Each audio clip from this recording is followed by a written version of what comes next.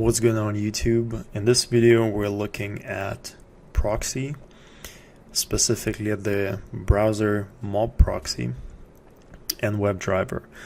The idea in this video is for me to explain to you how you can get data that passes through the network, all this network requests, which when we reload, like when we go to Google, all these requests go out over the network behind the scenes. You don't know about them, but they happened.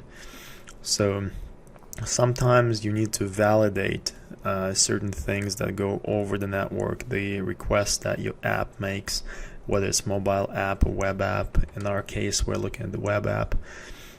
Sometimes you need to validate those requests for security reasons or to make sure that the new content is getting served.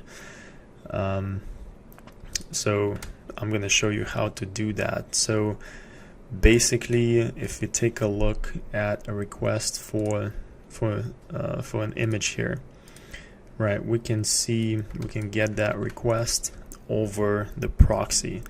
So over here I have an example. This is basically for that particular execution. If I search for that image, I can see exactly what happened.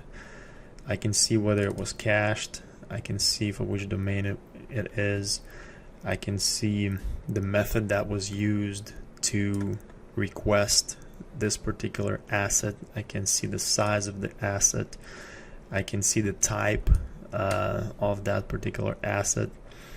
I can see the response code returned by the server for the asset. I can see when it happened. I can see how long it took. And then not only how long it took, but I can see the whole breakdown of where the time was spent. And that's exactly what happens here in the waterfall when in the debug console here the waterfall is drawn. This is kind of how it's drawn. So that particular JSON that you saw is equivalent of me mouse hovering over this point here and looking at this data. So yeah, let's go ahead and dive into it. I'm just gonna close this off and we'll get started. Okay, so I have reset my workspace and I'm gonna go over here to my proxy directory and I'm gonna create a new Python file. I'll call this BMP proxy. I'll add it to Git, and now I'm gonna create a new file inside here, new class inside. I'll call it proxy manager, since this is going to be the class that's going to manage the proxy for us. One of the things that I'll define here as a class variable is the location of the BrowserMob Proxy bat file. This is the file that we use to manually start the proxy server. If you watched my other video on how to install BrowserMob Proxy, you'll know about this file. And I'm just gonna copy the location for that file over. You may have a different location depending on where you saved it, so keep that in mind. Now we're gonna create a constructor and we're gonna keep certain variables in scope of this this object, this proxy manager object, and one of those things is the server. This is the actual proxy server that's going to be running. Now you will, for this next part, we'll use a server class. This class is actually part of the BrowserMob Proxy package, which I import here. So you'll need to make sure you actually have that package installed, and over here you can see me, I have actually installed it.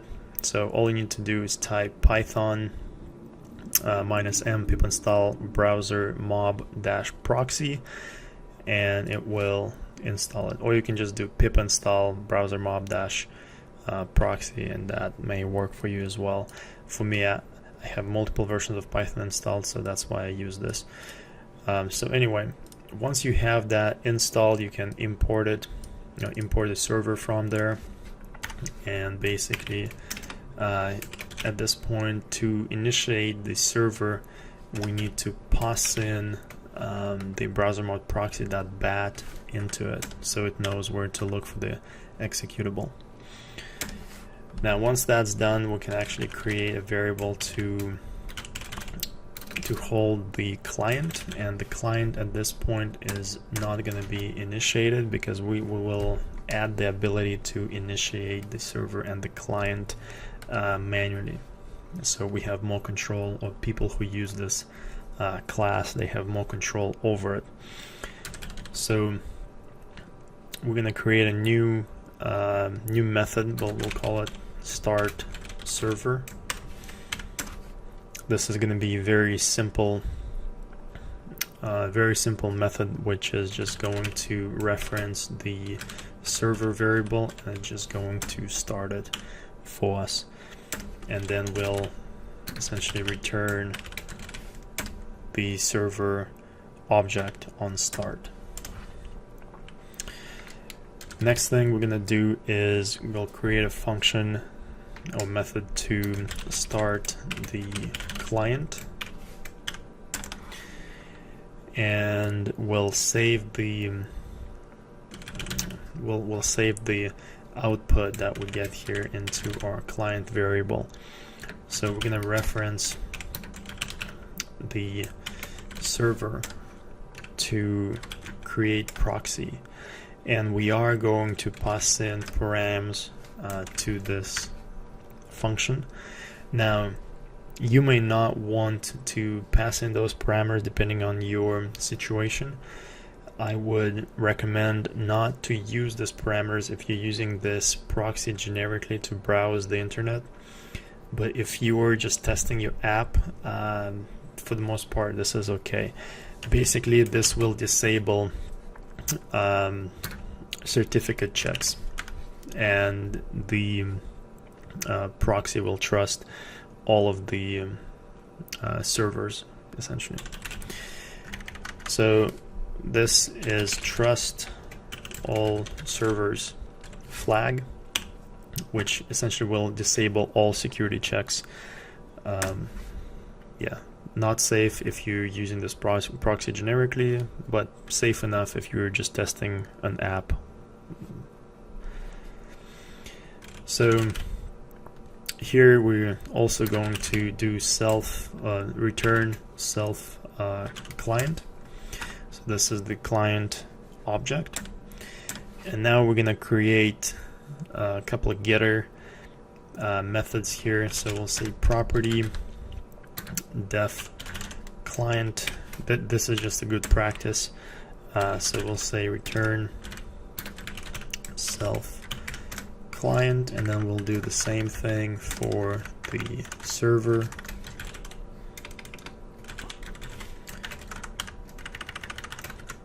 Return server. So at this point, our proxy manager is done. Now we can go ahead and create a script to test whether this proxy manager is working or not. So I'm just going to create a main here, and then I'll create the proxy manager or proxy manager instance inside here, and we'll say proxy. So we'll start the server first, and then we'll save that to server, and then we'll start the client. So I'll say proxy start client, and then what I'm gonna do is actually open up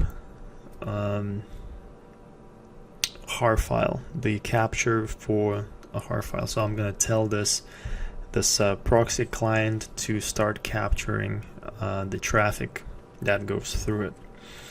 And to do that, I'll just say client new HAR, and I'll do it for a particular domain, which is google.com.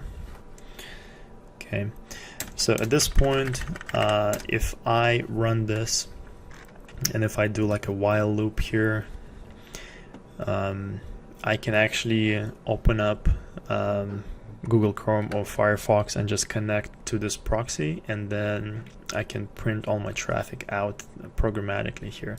But we're actually going to do that through Webdriver. So what I'm going to do is I'm going to add some options for Webdriver. So I need to do from Selenium import Webdriver, and here we're going to reference Webdriver to get the Chrome options, and then to the options we'll add an argument for our proxy, which is going to be proxy server. We need to tell it where to connect to. Okay, and we'll just format that in using the client.proxy. That will essentially have the host on where the proxy is going to be running. And what I'll do, I'll actually print that out here as well so you guys can see that. And once that is done, we can actually create the driver. So we'll say webdriver.chrome, and we'll pass in the options for Chrome that we just created, and then we'll actually go to a page, and we'll go to a Google page. So we'll just do https www.google.com, and we'll just sleep for a little bit here to make sure all the traffic gets captured. So we'll just sleep for like 3 seconds, and then we'll use prettyprint to print out the traffic. And to get the traffic, we'll use our client, and then we'll say client.har. That will return the HAR file to us, and we'll just import a prettyprint. So now I can run this, and it should tell me where the proxy is running, and it should tell me all the traffic that went through. Now, one thing I'm gonna do is also close the server once we're done, because we don't need it. So I'm just gonna stop the server here, and let's go ahead and execute this.